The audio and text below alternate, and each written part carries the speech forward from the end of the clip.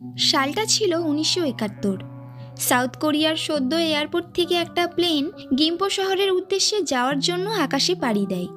কিন্তু কিছুক্ষণ পর সবাই বুঝতে পারে প্লেনটি এখন হাইজ্যাকিংয়ের কবলে পড়েছে, আর হাইজ্যাকার এই প্লেনটিকে রুট চেঞ্জ করে নর্থ কোরিয়ার দিকে নিয়ে যাওয়ার নির্দেশ দেয়। কিন্তু প্লেনে থাকা যাত্রীদের কথা ভেবে তাদের কোনো মতেই বিপদে ফেলতে চাইছিল না পাইলট। আর এই অবস্থাতেই হাইজ্যাকাররা আকাশে ওড়া অবস্থায় প্লেনের ভিতর বম ব্লাস্ট করে দেয়। কিন্তু তারপরেও আশ্চর্যজনকভাবে আকাশে টিকে ছিল সেই প্লেনটি। কিন্তু শেষ পর্যন্ত প্লেনটির সাথে আর প্লেনে থাকা যাত্রীদের সাথে যা ঘটেছিল তা দেখলে আপনারা সবাই চমকে উঠবেন। তো ভিউয়ার্স, আজ কোনো গল্প নয়, আজ আপনাদের এই প্লেন হাইজ্যাকের সত্য কাহিনীটা বলবো, যেটা 1971 সালে সাউথ কোরিয়ার সত্যিকারের ঘটেছিল। আর এর উপর ভিত্তি করেই 2024 সালে একটি সিনেমা তৈরি হয়, যার নাম হাইজ্যাক 1971 মুভিটি। তো সেই প্লেনটিকে কিভাবে হাইজ্যাক করা হয়েছিল আর শেষমেশ প্লেনটির ভাগ্যে কি লেখা ছিল, তো চলুন বন্ধুরা সেটাই জেনে আসি। গল্পটি শুরু হয় 1969 সালে সাউথ কোরিয়াকে দেখিয়ে। এখানে আমরা আকাশে একটি প্লেনকে উড়তে দেখতে পাই। এরপর আমরা এই গল্পের মেন ক্যারেক্টারকে দেখব, যার নাম টাইন। টাইন একজন সাউথ কোরিয়ার বায়ুসেনা। এখন সে তার একটি জুনিয়রকে জেট প্লেন চালানোর ট্রেনিং দিচ্ছিল। তখন তার কাছে খবর আসে যে তার কাছাকাছি একটি প্লেন নর্থ কোরিয়ার দিকে যাচ্ছে, আর তোমাকে সেটা আটকাতে হবে। টাইন সাথে সাথে প্লেনটির কাছে গিয়ে দেখে প্লেনের ভিতরে থাকা যাত্রীরা জানালা দিয়ে অসহায়ের মতো সাহায্য চাইছে। টাইন একটু এগিয়ে ককপিটের কাছে গিয়ে দেখে ক্যাপ্টেন ভয়ে চুপচাপ বসে আছে। টাইন ক্যাপ্টেনকে প্লেনটা ঘোরাতে বলে, কিন্তু ক্যাপ্টেন ইশারা করে বোঝায় সে এটা করতে পারবে না। আসলে প্লেনটিকে হাইজ্যাক করা হয়েছে। একটি লোক ক্যাপ্টেনকে হুমকি দিয়ে তার মাথায় বন্দুক ঠেকিয়ে রেখেছে।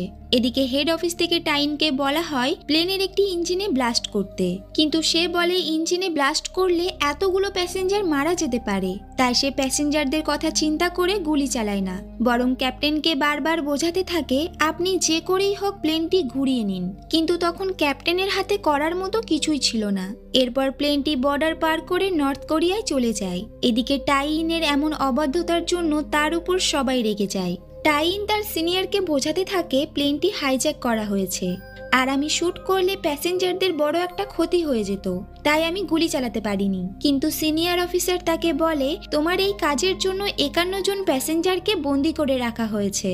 টাইন তাকে আবারও বোঝানোর চেষ্টা করে, কিন্তু অফিসার তার কোনো কথাই শুনতে চায় না, আর তাকে সাসপেন্ড করে দেয় এবং তার জুনিয়রকেও 2 মাসের জন্য সাসপেন্ড করে দেওয়া হয়।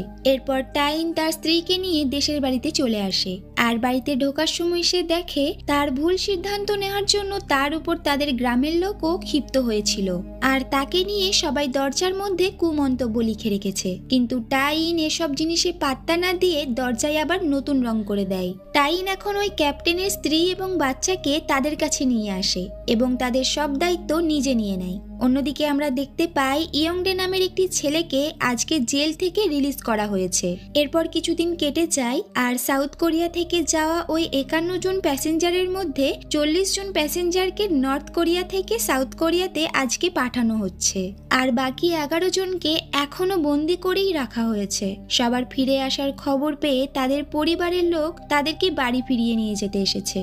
আর এখানে ওই ক্যাপ্টেনের স্ত্রীও এক রাশ আশা নিয়ে এসেছিল তার স্বামীকে বাড়ি ফিরিয়ে নিয়ে যাওয়ার জন্য, কিন্তু এই 40 জনের মধ্যে তার স্বামী ছিল না, তাই সে কষ্টে কান্নায় ভেঙে পড়ে। পরের দিন সকালে এই খবরটি প্রতিটা নিউজ চ্যানেলে দেখানো হয়, আর বলা হয় ওই নর্থ কোরিয়ার সরকার হাইজ্যাকারকে 2 মিলিয়ন টাকা দিয়েছে।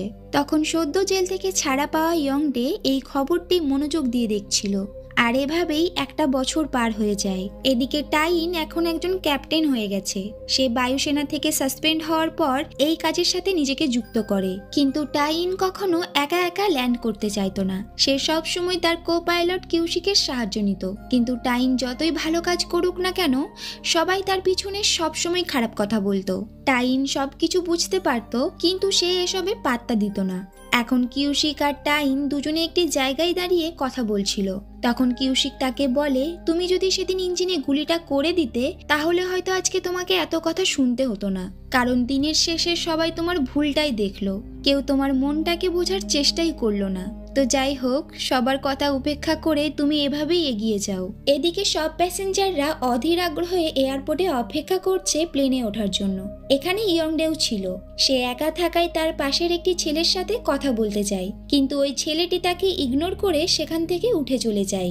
এরপর প্লেনের গেট খোলার সাথে সাথে সবাই দৌড়াতে থাকে শুধুমাত্র তাদের পছন্দের সিটে বসার জন্য।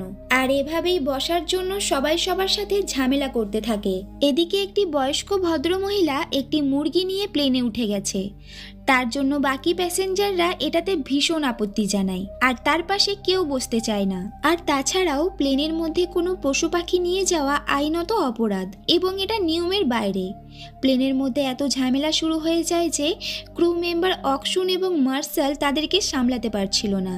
তাই বাধ্য হয়ে টাইন বাইরে এসে তাদেরকে বোঝাতে থাকে আর ইয়ংডের পাশে ওই বয়স্ক ভদ্রমহিলার বসার ব্যবস্থা করে দেয়। এরপর সবকিছু ঠিকঠাক করে টাইন প্লেনটিকে টেক অফ করে। এরপর সবাই নিজের মতো কথা বলছিল। তখন ওই মহিলাটি ইয়ংডেকে বলে, তুমি কি একাই আছো? তোমার সাথে আর কেউ নেই? তখন ইয়ংডে বলে, হ্যাঁ, আমি একাই যাচ্ছি।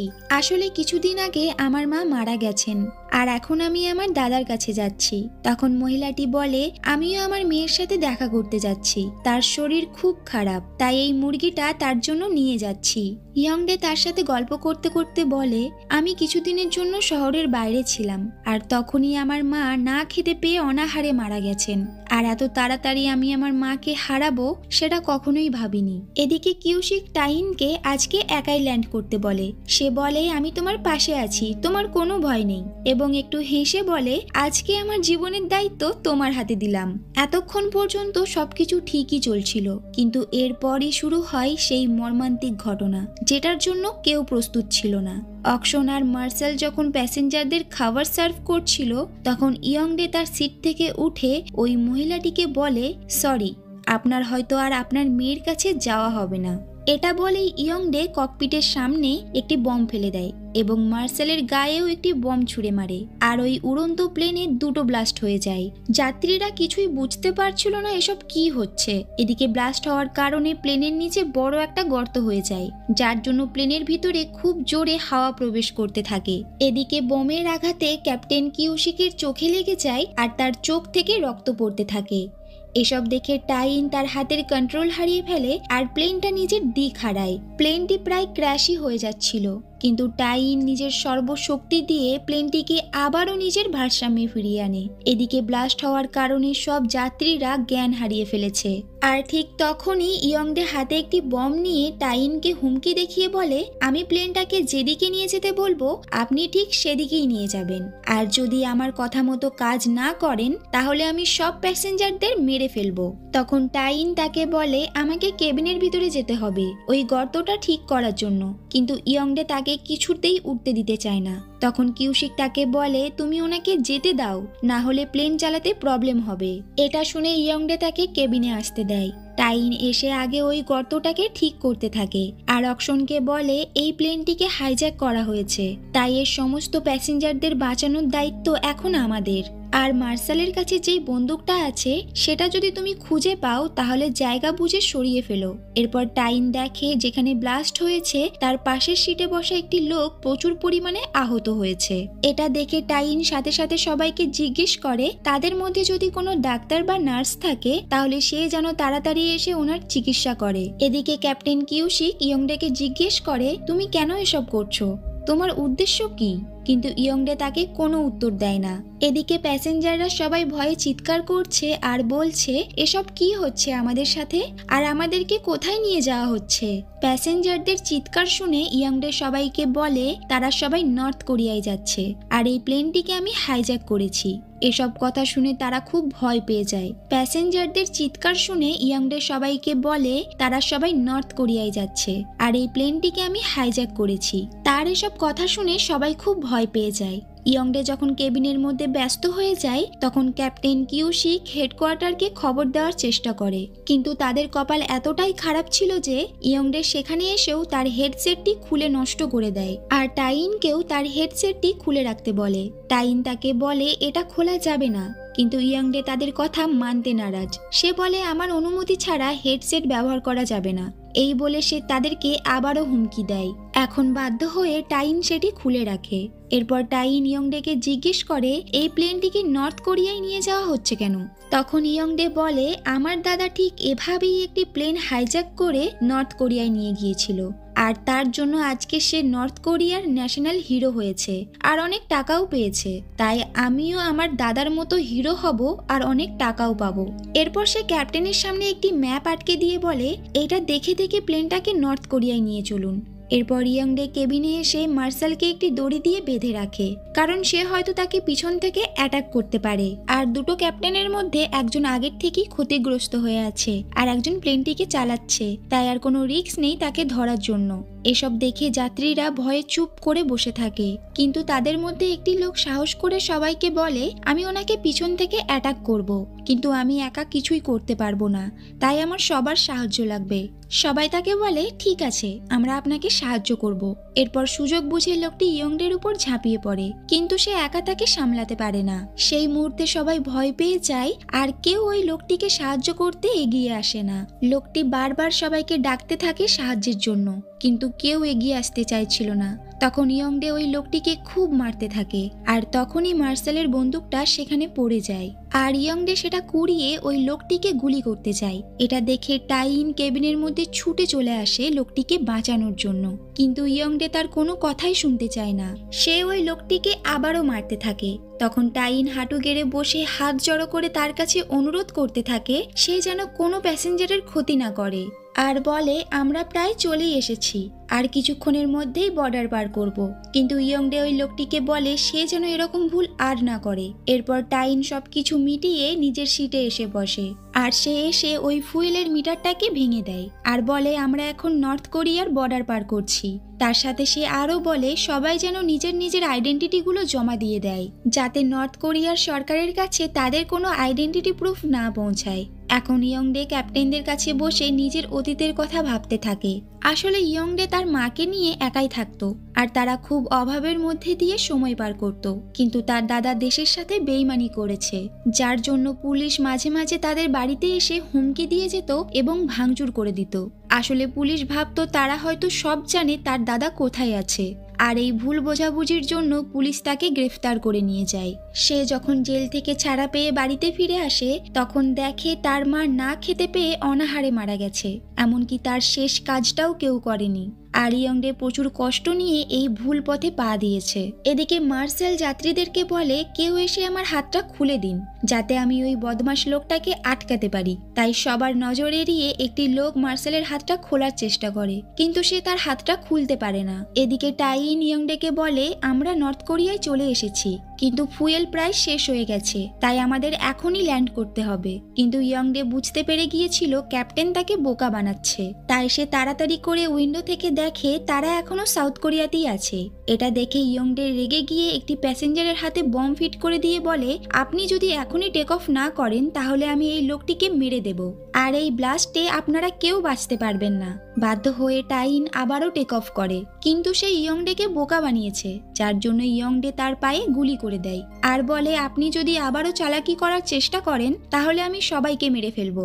সে টাইনকেও বোঝাতে থাকে আপনিও নর্থ কোরিয়াতে গিয়ে বিলাসবহুল জীবন কাটাতে পারেন, শুধু শুধু কেন এই প্যাসেঞ্জারগুলোর জন্য নিজের জীবনটা নষ্ট করছেন। টাইন সেই সময় প্যাসেঞ্জারদের বাঁচানোর জন্য তার কথাই রাজি হয়ে যায় আর বলে ঠিক আছে তুমি যেটা বলবে সেটাই হবে, কিন্তু তার পরিবর্তে এই প্যাসেঞ্জারদের কোনো একটা সেফ জায়গাতে নামিয়ে দিতে হবে, কারণ তারা যদি একবার নর্থ কোরিয়াতে চলে যায় তাহলে সেখান থেকে বেরিয়ে আসার পর কেউ তাদেরকে আর আগের চোখে দেখবে না, সবাই তাদেরকে অপমান করবে আর এভাবেই তাদের জীবন নষ্ট হয়ে যাবে, ঠিক যেভাবে তোমার জীবনটা নষ্ট হয়ে গেছে। আর তুমি তোমার দাদার জন্য আবারও নিজের জীবনের ঝুঁকি নিচ্ছ। ইয়ংডে তার কথা শুনে ভাবতে থাকে সে হয়তো তাকে আবারও বোকা বানানোর চেষ্টা করছে। তখন টাইন বলে আমিও তোমার মতো ঝুঁকি নিতে রাজি আছি, কিন্তু তার আগে তোমাকে এই প্যাসেঞ্জারদের নামিয়ে দিতে হবে। ইয়ংডে টাইনের কথাই একটু একটু করে ভরসা করছিল। ঠিক তখনই সেখানে প্লেনের দুপাশে দুটো রেস্কিউ জেট চলে আসে। আবারও যেন সেই 12 বছর আগের প্রতিচ্ছবি চোখের সামনে ভেসে উঠছে। আগে টাইনের যেই জুনিয়রটি তার সাথে ছিল আজও সেই আছে। সেই জুনিয়রটি টাইনকে অর্ডার দেয় প্লেনটাকে ব্যাক করার জন্য, কিন্তু এদিকে ইয়ংডে তাকে সেটা করতে দিচ্ছে না।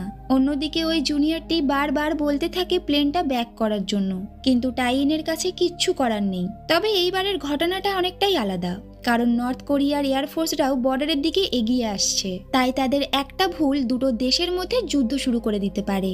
এদিকে অর্ডার না মানার জন্য প্লেনে শুট করতে থাকে, আর এই ব্লাস্টে ইয়ংডেও কিছুটা আহত হয়ে যায়, কিন্তু তবুও সে টাইনের মাথায় বন্দুক ধরে রেখেছে আর বলছে তাড়াতাড়ি প্লেনটাকে নর্থের দিকে নিয়ে যেতে। তখন ওই জুনিয়রটি হেড অফিসে বলে এভাবে শুট করলে প্যাসেঞ্জারদের ক্ষতি হতে পারে, কিন্তু হেড অফিস থেকে তাকে বলা হয় এই একই ভুল যেন সেও না করে। তাই সেই জুনিয়র বাধ্য হয়ে শুট করতে থাকে। তবে প্রতিটা ফায়ারিংকে অতিক্রম করে টাইন সীমান্তের দিকে এগিয়ে যায়, একেবারে হুবহু 1969-এর প্রতিচ্ছবি। কিন্তু এই ঘটনাটা এখান থেকেই অন্য মোড় নেয়। টাইন প্লেনের স্টিয়ারিং ধরে সামনে থেকে 180 ডিগ্রি উপরে উঠিয়ে দেয়, আর এতে প্লেনটি পুরো আপ ডাউন হয়ে যায়।